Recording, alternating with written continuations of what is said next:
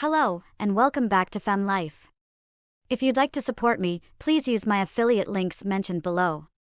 Every purchase you make will bring me closer to my gender transition.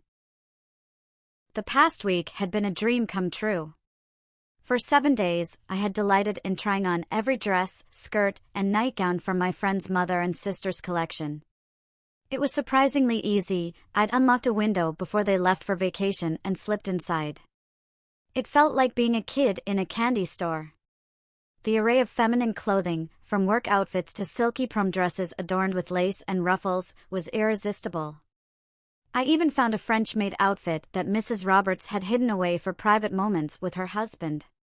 But the real treasure was discovered on the final day. Hidden on a top shelf was a box wrapped in brown paper and tied with white string. Inside was the most exquisite wedding dress I had ever seen, covered in lace, beads, and tiny white bows. With trembling hands, I took the dress out of the box, carefully removed the crumpled paper from the sleeves, and slipped into the gown along with the sheer wedding veil. Standing before the mirror, wearing the wedding dress and the blonde wig from Mrs. Roberts, I imagined walking down the aisle in front of hundreds. Overcome with excitement, I changed into a long, silky nightie with generous lace to calm myself. When I went to put the dress back, I encountered a problem.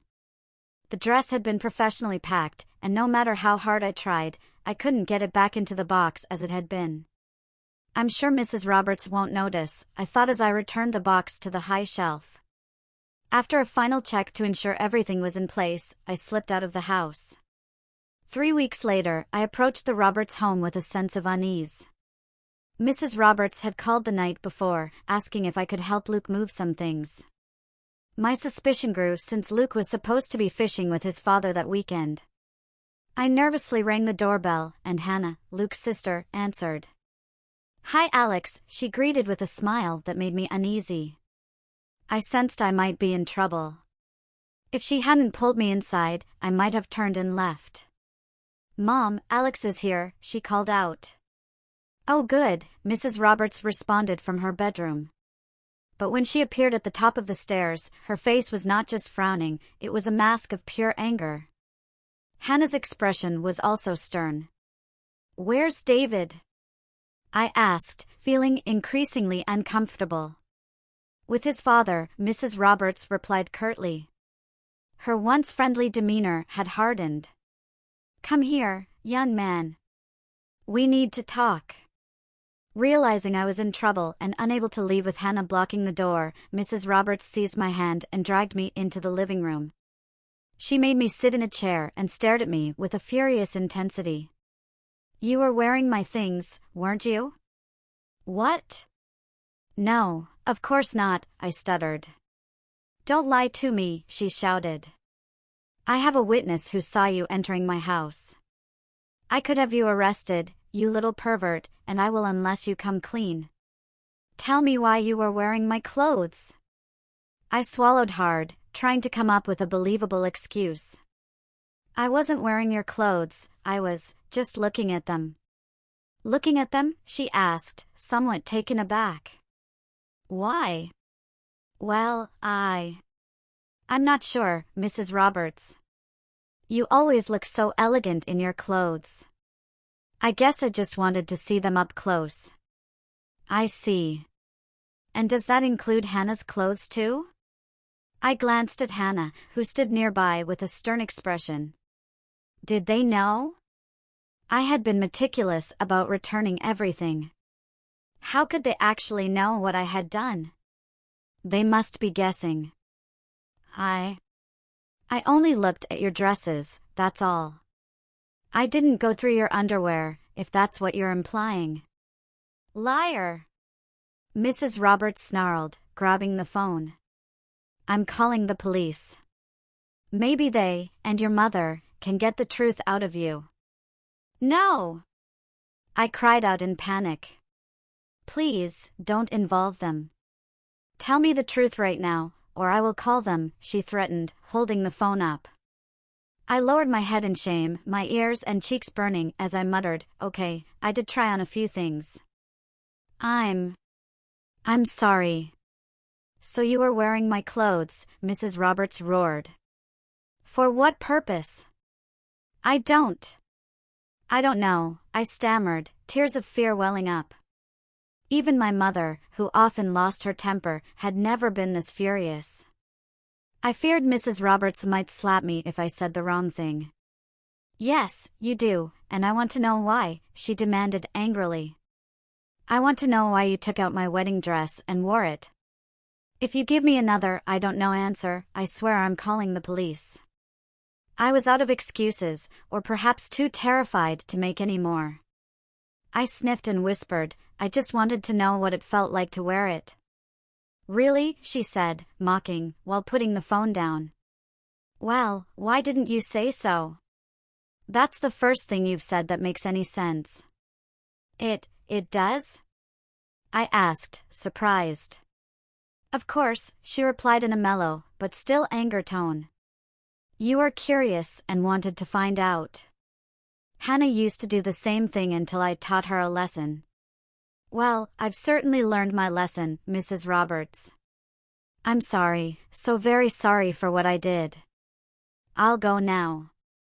I tried to get up, but she pushed me back into the chair again. Where do you think you're going? She hissed. You wanted to be me, and now you're going to get your chance. I don't understand, I stuttered nervously. Hannah giggled, and her mother got a wicked grin on her lips. Follow me, and you will. Oh, a word of warning, young man. If you disobey me once or try to leave without permission, I'm calling the police. Is that clear? Yees, SSS.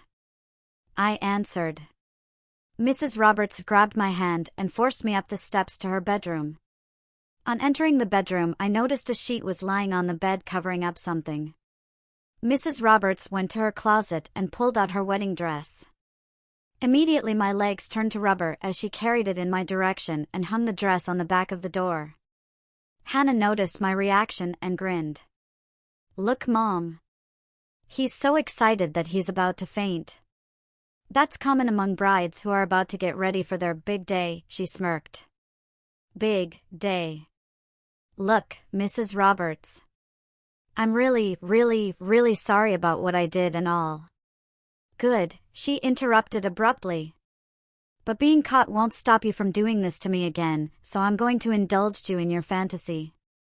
You wanted to know how it felt to wear my wedding dress and be a bride, young man, and now you're going to get your chance, in spades. She yanked the sheet off the bed, uncovering all kinds of feminine objects meant to go with the dress. Panties, stockings, and a stiff lacy petticoat were among the items she had laid out for me. Strip, she ordered, then added, and make sure you turn around so we don't have to see your thing. But. One more but, and I call the police, she threatened. Now take your clothes off. I did as she ordered, knowing if I disobeyed her command she would follow through with her threats. As I removed my underwear, Hannah giggled. Cute butt, she observed, and then noticed something else. Look how smooth his legs are, Mom. Looks like a Lakshmi girl shaved his legs. So it seems, Mrs. Roberts agreed. She reached down and tossed me a pair of panties off the bed. Here, put these on so my daughter doesn't have to keep viewing your behind. I held the panties in my hands. They were white, soft, and felt cold. Running down both sides were lace roses embroidered into the silk material. Stop fondling your panties and put them on, Mrs. Roberts ordered. With my back to them, I stepped into the panties and slowly pulled them to my waist. The panties were made of a different material than what I had wore before, and they clung to my male organ like a magnet to metal. Don't even think about touching yourself in front of us, Mrs. Roberts warned sharply. If your hand moves in that direction, you'll regret it. Now, put this on. She threw me a panty girdle with snaps on the legs. As I slid it on, it pressed the silky panties tightly against me, causing me to shiver with an unexpected thrill. Good, now turn around, Mrs. Roberts commanded firmly. I complied, and Hannah approached with a wide smile, holding a white lacy bra. Hands out, Hannah instructed briskly. I obeyed without hesitation. Hannah slipped one loop of the bra over my left hand and then over my right. She then stood behind me, pulling the bra tightly around my chest and fastening it. The bra was too small and dug into my skin. "You'll get used to the discomfort," she said with a giggle, snapping the back of the bra with a grin. Mrs. Roberts came over and placed some padding into the bra cups, making them firm and rounded. "There," Mrs. Roberts said with a half smile. "You're starting to take shape." "It looks like he's got something he wants to get off his chest," Hannah added. Both women laughed, and I blushed in embarrassment. "Ah, our little princess is shy about our comments," Mrs. Roberts said humorously. Her smile quickly faded as she grew serious again. "Maybe this will make you think twice before going through my things. Now, sit on the bed." I followed her command, and Mrs. Roberts handed me a pair of silk stockings. I rolled them up and carefully pulled one over my foot, working it up my leg and over my knee. Hannah knelt and attached the stockings to the girdle. I repeated the process with the other pair. Mrs. Roberts then picked up a puffy white petticoat, snapping it in the air a few times. It fluffed up further, and she held it up for me to see. The petticoat was snow white, adorned with multiple rows of thick floral lace. It had 5 tiers of crisp nylon tulle chiffon with a soft satin inner layer, giving it a voluminous effect. The petticoat was laid on the floor, and I was instructed to step into it. Fearing the consequences of disobeying, I complied. Hannah lifted the ruffled fabric up my body and fastened the waistband around my waist once it was in position. Mrs. Roberts reappeared, holding a full, lacy white slip. I remembered it well. It was the most beautiful slip I had ever seen, with a floral lace design starting at the bodice and extending to the hem. The lace around the chest and hem was exquisitely feminine. It was so lovely, it seemed a shame to cover it up. "Hands up," she directed. Mrs. Roberts positioned the silky slip over my arms and head, then quickly slid it down over my body.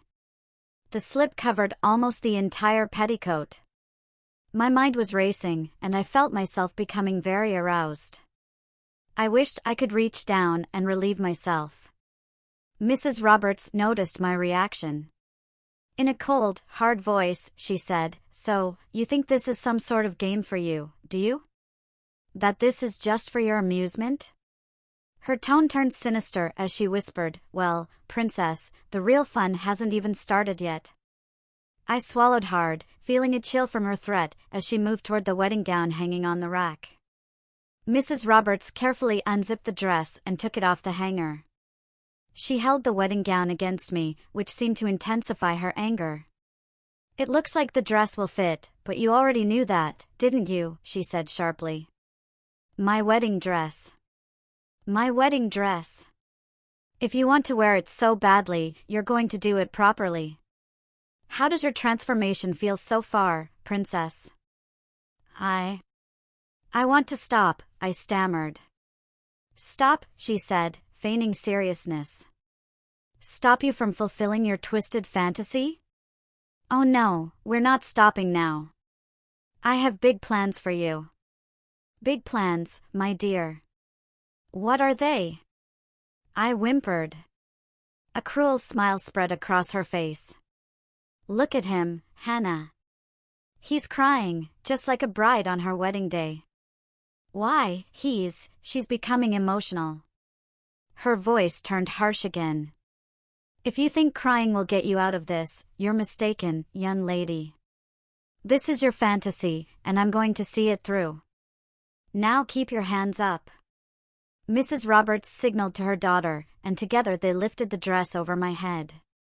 Slowly, they lowered it down over me, and I felt the silky material brushing against my face. They worked my arms and hands into the lace sleeves and draped the collar over my shoulders. Both women worked to position the dress correctly, adjusting the hem and straightening the bodice. Then Mrs. Roberts moved behind me and placed her hand on the zipper. "Take a deep breath and hold it," Mrs. Roberts ordered. I felt the zipper slowly glide past my waist, up my back, and finally come to a stop between my shoulders. As she zipped the dress, it tightened around me, sealing me in. The dress pressed firmly against the petticoat, which struggled to maintain its bell shape. Mrs. Roberts tugged the zipper a few more times and fastened the top. She then stepped in front of me and gave a nod of approval. Not bad, but we still have a lot to do, princess. It's time for the next stage of your fantasy. Mrs. Roberts walked to her vanity and gestured for me to follow. The dress was heavy and restrictive, making it difficult for me to move. Each step caused the petticoat to rustle loudly. I suppose we don't need to worry about you running away, Mrs. Roberts said calmly. She positioned a chair against the back of the dress and instructed, "Sit down now." The dress was so thick that I barely felt the chair beneath me. All I could feel was the mound of silk and lace enveloping my smooth, silk-covered legs. Mrs. Roberts draped a sheet over me. I'm not taking any chances with makeup on this dress.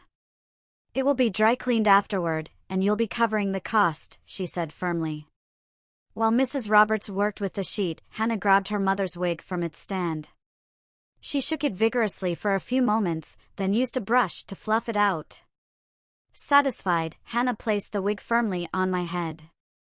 As I looked in the mirror, I saw myself transform from a boy in a dress to a young woman with long, blonde hair. Hannah adjusted the wig with the brush until it was perfect. Mrs. Roberts returned with a large black box and set it on the makeup table, pulling out a pair of tweezers. Your eyebrows are a mess, she declared. I'm going to thin them out a bit. Don't complain about the pain, or I'll make sure you'll have to wear a dress for a month just to get them to look right. She grabbed an eyebrow and plucked it. I winced, but stayed silent. It hurts to be beautiful, she remarked sternly as she continued plucking. She then used scissors to thin my eyebrows further. Much better. Now, on to your makeup. Hannah and Mrs. Roberts approached with brushes and powders, ready to transform my face. They applied makeup with precision, enhancing my feminine features. After the foundation was applied evenly, they carefully applied rouge, eyeshadow, and mascara to highlight my eyes and lashes. Hannah filed my fingernails to a soft point and painted them with red polish, while Mrs. Roberts added the final touches to my face and hair. From the black box, Mrs. Roberts retrieved a bottle of perfume and spritzed it generously over me. The fragrance was sweet and distinctly feminine. As time passed, I started to feel overheated in the dress. The layers of silk and nylon trapped my body heat, making me feel like I was in an oven. Sweat began to bead on my skin. Noticing my discomfort, Mrs. Roberts, perhaps out of mercy, turned on a fan and directed it toward me. We should have put baby powder on her first, Hannah pointed out. I thought about that, but I wasn't about to have either one of us touch his body, Mrs. Roberts commented while fluffing out the wig a little. She'll just have to accept that this is part of the price for being beautiful, isn't that right, princess? You know, Mom, we really need to think up a name for her. Yes, I suppose you're right. What do you think, dear, Darlene? Pat? How about Kimberly, or Kim for short, Hannah suggested with a small grin. Kimberly, what a lovely, feminine name, Mrs. Roberts smiled evilly. Do you like that name, princess? I lowered my eyes and blushed, causing Mrs. Roberts to laugh. Ah, look, honey. Our princess likes her new name but is too embarrassed to say so. Mrs. Roberts finished with the wig and turned back to her black box. From it, she pulled out a tube of red lipstick and opened it. Pucker up, Kimberly. She moved closer, and I felt the cool taste of lipstick being applied to my lips. Hannah stood next to her and smiled, obviously enjoying the predicament I was in. When Mrs. Roberts was done, she stepped back and admired her work. Now it's time for the crowning glory, she said. From the box, Mrs. Roberts carefully lifted her wedding veil and fluffed it out using her hands. Then she approached, and in the mirror I saw her place it gently on my head. She fussed with the veil to get it the way she wanted, then stepped sideways to see how it looked. Perfect, everything is perfect, Mrs. Roberts said. Then she grasped her hands against her chest and giggled, Oh, you look lovely, Kimberly. You look like you were born to wear that dress. Hannah joined on the teasing. You're so right, Mom. Imagine if we had dressed him in one of your frilly negligées. Mrs. Roberts clapped her hands and laughed. We still can, dear. You would like that, wouldn't you, Kimberly? I blushed in embarrassment and shook his head in shame. Please, I begged. I've learned my lesson. I swear I'll never do this again. You had your fun, please, let me go. Mrs. Roberts angrily grabbed my chin and forced me to look at her. Fun? You think we're doing this for our fun? This is your fantasy, young lady, not ours. It was you who wanted to wear my wedding dress, we had nothing to do with your decision. My daughter and I are only trying to make your dream come true. If you don't like the way it's turning out, don't blame us for that. You don't have to be so mean about it, I sniffed. Mean, Mrs. Roberts lectured bitterly. Should I be happy that some stranger was going through my underwear and trying them on? Do you think I should be more understanding of your needs because you're only 15? What about my rights and my needs? The only reason why you're sorry is because you got caught. If I had my way, I would have turned you over to the police and let them and your parents handle this, but my daughter convinced me not. Mean? Turning you in would be mean. Not only would you have to face your parents, but you would have a record for the rest of your life. How does time in a juvenile detention center sound, mister? How does all your classmates knowing about your little secret grab you? You haven't seen me be mean yet, young lady. I started to sob, realizing she was right. Hannah handed me a handkerchief while her mother watched with almost no sympathy. Luke's sister patted me on the back and said in a soothing tone, "It's okay, Kimberly. Just follow our instructions and everything will turn out all right. Don't cry, sweetie." I'm glad we used waterproof mascara, Mrs. Roberts said with a hint of disgust at my tears. Take care of her while I get the camera. Once her mother left the room, Hannah spoke softly.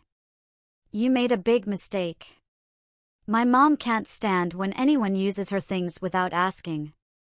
She even gets mad at me if I borrow something without permission. I was pretty upset when I found out you'd been through my stuff. I'm sorry, I sobbed. I didn't think about your feelings at the time. Can't you stop this somehow? Hannah shook her head. No, I can't. Mom won't stop until she's seen this through. She's really angry and wants to punish you. It took a lot for me to convince her not to call the police and expose your hubby. Why did you do that after what I did to you? I sniffed, feeling even guiltier now.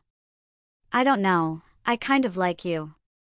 I'm not in love with you or anything, but I always thought you were a nice, sensitive guy. Now I understand why. She paused. Despite what my mom might be feeling, I've actually found dressing you up a bit fun. Maybe next time I'll dress you as my little sister. Next time? You mean, it won't end here? Well, as long as my mom isn't around, it doesn't have to, she winked. I'll think about it. For now, I'd suggest you do exactly as my mother says. Once she calms down, she'll let you go. She's been looking forward to this for weeks. Mrs. Roberts re-entered the room with a camera. She pointed to the shoes on the bed. Hannah, please help Kimberly with her shoes so I can take some pictures. And don't forget the garter. Hannah smiled and lifted the skirt and petticoat from one of my legs. As she slipped the blue ruffled garter on, Mrs. Roberts snapped a few photos. Then Hannah took a pair of white, 2-inch heels and placed them on my feet. After adjusting the dress and petticoat, she smoothed them out. I brought those shoes just for you to match this dress, Mrs. Roberts said. Your feet were too big for our other shoes. Now, time to stand up, princess, and begin phase 3 of my plan. What's phase 3? A sinister smile spread across Mrs. Roberts' face. You'll find out soon enough, dear. Take our hands. Hannah stood on one side and Mrs. Roberts on the other. Together, they lifted me from the chair. It was my first time in high heels, and I wobbled unsteadily. "Follow me, Kimberly," Mrs. Roberts ordered. "Hannah, hold her train." I slowly walked toward the steps, struggling with the dress and petticoat that made movements slow and cumbersome. The heels made each step a challenge. Hannah followed, holding the train and giggling at my awkward attempts. "You need to sway more," Mrs. Roberts commented. "You're not walking like a grown woman yet. Wiggle your hips." Descending the steps was even more difficult. Mrs. Roberts led the way to prevent any falls while Hannah helped manage the bulk of the dress. The petticoat rustled with each step, and by now, I was drenched in sweat, feeling as if I was swimming in the layers of fabric. I had to brush hair from my eyes repeatedly as I carefully made my way down. Once at the bottom, Mrs. Roberts guided me to the living room. What now?" I asked nervously. "The best part," Mrs. Roberts exclaimed. She walked over to the bay windows and drew back the curtains. Their home faced a busy street, and the windows extended slightly over the sidewalk. "Come here, Kimberly." "No," I shook my head in fear and backed into Hannah, who grabbed hold of my arms to keep me in place. "I said come here," Mrs. Roberts demanded sharply. "Your public awaits." "Please, Mrs. Roberts, please," I begged. "I'm really sorry for what I did. Don't make me do what I think you're asking." "Look at him cry, Hannah," Mrs. Roberts said harshly. "We should have dressed him like a little girl and let him play with your dolls. Now, get over here, young lady." "Please," I pleaded, terrified of what might happen if someone recognized me. Mrs. Roberts walked over with a stern expression. "I'm sure you think I'm being a terrible person," she said.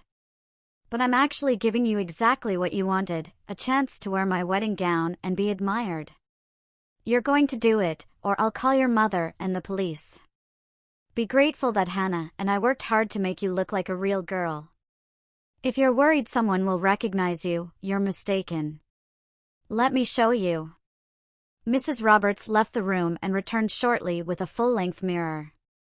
She set it up in front of me and smiled at my reaction. I could hardly believe the transformation. I no longer looked like a boy, I looked like a young woman. I was stunning. "See? I told you there was nothing to worry about. Now, step in front of the windows and hold this." She handed me a large bouquet of flowers. "But, what am I supposed to do?" I asked as Mrs. Roberts guided me to the window. "Just stand there and be admired," Mrs. Roberts said. "And don't forget to smile." She positioned me in the bay window, and I looked out at the bustling street. Several women walked by and smiled at me, while a couple in a car stopped to take a good look. "Now," Mrs. Roberts said calmly, kneeling to adjust the dress, "you can either stand there and act like a mannequin, or you can smile and wave at people passing by. This is your fantasy, so you get to decide. You might fool those in the cars, but those walking by will notice you're a real person." I want to change now," I pleaded, the thought of being recognized filling me with dread. "Change? We've only just begun," she taunted. "Oh no, you're not changing yet. You wanted to experience this, and now you're getting your chance. You'll stand here for as long as it takes and be admired, just as you wanted. Look, someone's coming now. Smile nicely, dear." 3 teenage girls, about my age, walked down the street, their ponytails swaying as they chatted. One of them spotted me and nudged her friends. They stopped outside the window, staring at me in awe. One of the girls said something to the others, and they all giggled before walking away. I shifted uneasily, feeling like a cat on a hot tin roof. "See," Mrs. Roberts said, adjusting the skirt with a bit more flair. "They think you look beautiful.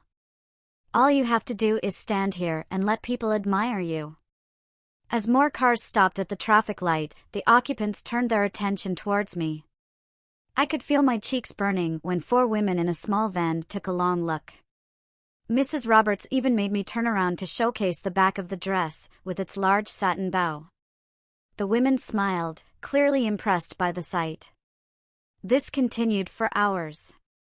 I stood in front of the window as hundreds of people passed by. A few women lingered so long that Mrs. Roberts invited them inside for a closer look. I nervously sashayed around the room so they could see how the dress flowed. They repeatedly commented on how lovely I looked, while Mrs. Roberts revealed that the bride-to-be was actually her nephew being punished for going through her things. The women laughed gleefully and scolded me for being a naughty girl. Mrs. Roberts assured them that this would be a lesson learned, and each lady took turns posing with me for photos, running their hands over my silky dress and commenting on how pretty and feminine I looked. I felt utterly humiliated. After what felt like an eternity, Mrs. Roberts finally allowed me to go upstairs to change back into my own clothes. They helped me out of the dress and petticoat and removed the makeup. Mrs. Roberts, though still stern, was less furious than before. Once I was dressed in my old clothes, she handed me a slip of paper. "What's this?" I asked, confused. "This is your bill," she replied. "Open it up." I did, and my eyes widened in shock. The total charges amounted to over $300. "I don't understand." "It's all detailed there," she explained. Dry cleaning and repackaging my wedding dress, $90. Makeup and supplies, $23. New shoes, $25. And it includes charges for underwear, pictures, and for Hannah and me helping you get ready. Payment is expected within 30 days. "But I don't have that kind of money," I protested. "Of course you do," she insisted. "I overheard you talking to my son last week about the money you've saved up for a car." "How much was that again?" "About $800, if I recall correctly." I swallowed hard and nodded. She smirked coldly. "Then I expect your payment in 30 days. Only then will you receive the items I bought for your misguided fantasy and the photos as well. If you fail to pay, I'm sure your mother will be quite interested in those pictures." "Any questions?" No," I said, feeling defeated. What could I say? "Good," Mrs. Roberts said with a satisfied smile. She then grabbed my chin and, in a firmer tone, added, "I hope you've learned your lesson, Alex. If I catch you in my things again, I won't hesitate to use more drastic measures. Now go home and don't let me see you doing this again." With that, Mrs. Roberts ushered me outside and closed the door. I paid her the amount due 2 weeks later, and nothing more was said until. It turned out Hannah had her own ideas about boys and dresses and approached me with an offer I couldn't refuse. When Mrs. Roberts found out what was happening, she was furious, but that's a story for another time.